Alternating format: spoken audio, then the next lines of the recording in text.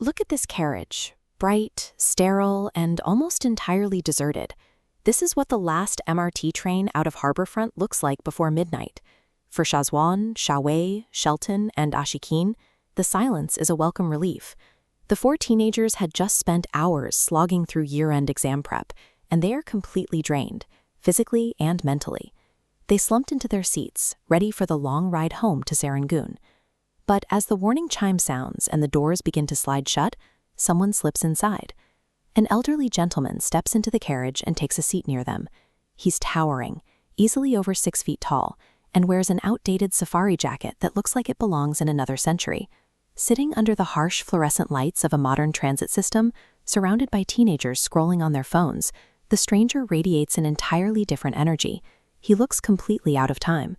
The teens try to ignore him and slip back into their usual banter. But the joking spirals out of control when Shelton needles Shazwan about his future, and Shazwan accidentally blurts out that he's waiting for Xiao Wei to be ready for marriage. The group freezes. Shazwan has harbored a secret crush on Xiao Wei for months, and now the truth is hanging in the air. The silence stretches out, thick and agonizing. Then the stranger leans out of the shadows. He looks directly at the group and loudly declares that true love is a many-splendored thing, and even a lifetime seems too short when you find it. Before they can recover from the shock, the man introduces himself as Albert Baker. He unfolds a brittle, ancient map, explaining he's traveling to Serangoon to find a long-lost friend. Up close, his physical presence is imposing. Along with his massive frame, he sports a heavy, prominent mustache and carries himself with an unmistakable air of authority. One moment, the teens are navigating a standard, embarrassing high school crush. The next, they are locked in a conversation with an intimidating Renan who speaks in riddles and studies a map that doesn't match the city outside.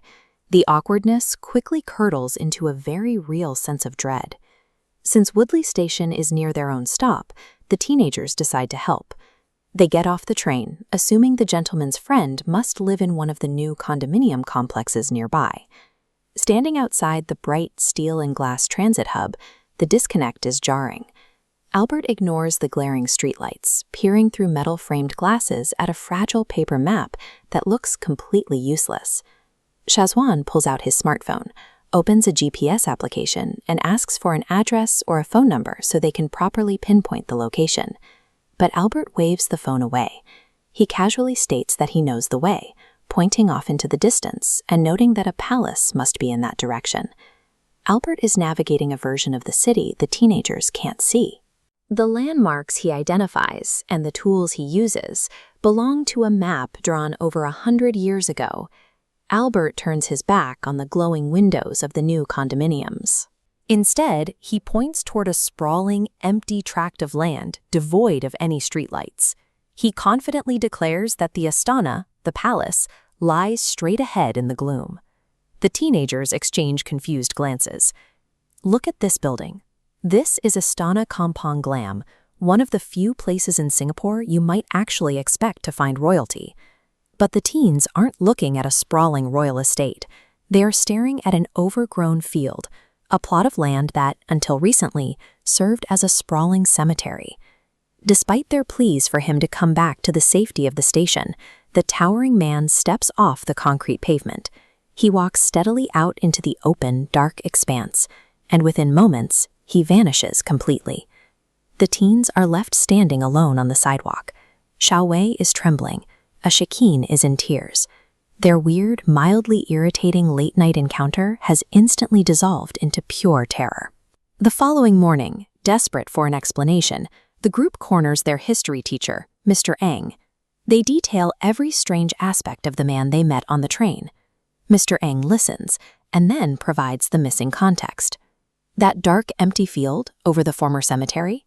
In the late 19th century, there actually was a palace standing right there, called Istana Bidadari. It was constructed in the 1870s by a monarch named Sultan Abu Bakr, widely recognized today as the father of modern Johor. Look closely at the Sultan's historical portrait. His heavy mustache and commanding expression match the imposing stature. A noted Anglophile, he adopted English manners. Pulling back reveals European-style medals. His British royal friends used an English nickname, Albert Baker. Sultan Abu Bakr built Istana Bidadari specifically for his European wife, Zubaida. When he told the teenagers he was looking for a long-lost friend, he was retracing the steps of a royal marriage that defined that exact neighborhood. The terrifying encounter at the edge of the field was a glimpse into a centuries-old royal romance, one so deeply tied to this landscape that even the destruction of the palace couldn't erase it. Weeks pass, and the shock eventually settles. Shazwan meets up with Xiao Wei, hoping to finally apologize for his embarrassing outburst on the train. But he has an ulterior motive. He pushes past the apology to ask the question that has been eating at him. What exactly did Uncle Albert lean in and whisper to her before they left the train? Xiao Wei stops what she's doing and looks at him. She admits that the old man told her he knew Shazwan had feelings for her, and more importantly, the Sultan told her that she was fond of him too. This towering figure, a ruler who forged a modern state and left a legacy etched in history books, used his brief return to the mortal world to play matchmaker for two terrified teenagers. We often treat the past as a collection of dates and names trapped on a page, but sometimes history insists on walking among us, refusing to be forgotten, and occasionally giving the present a gentle nudge in the right direction.